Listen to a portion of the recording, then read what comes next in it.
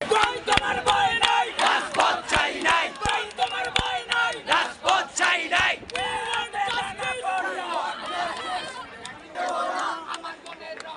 বিনা যেতে দেব না।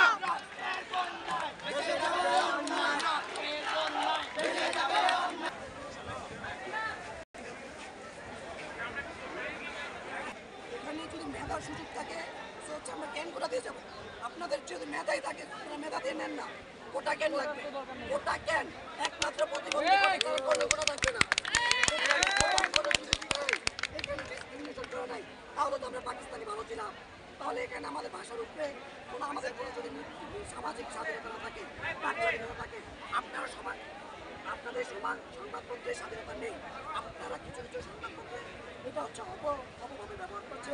ছাত্ররা সাধারণ ছাত্রদের উপরে শুধু শুধু হুমকি দিয়ে কাল রাত 12টা বাজে দাবিতে কেন হামলা করা হবে।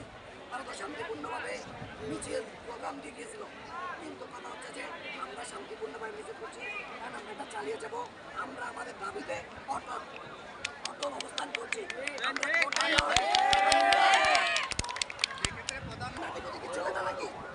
এখানে সবাই সে সন্তান, কোনো মানুষ তো রাজাকার হয়ে জন্মায় না।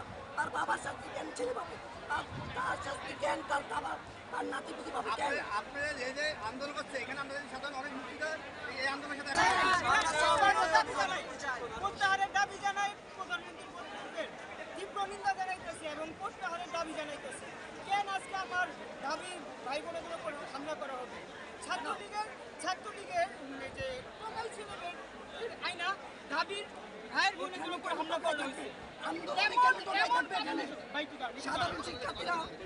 এমন কাপুরুষতা, মানে ঢাবিতে আমাদের বোনেদের উপর হামলা করা হয়েছে।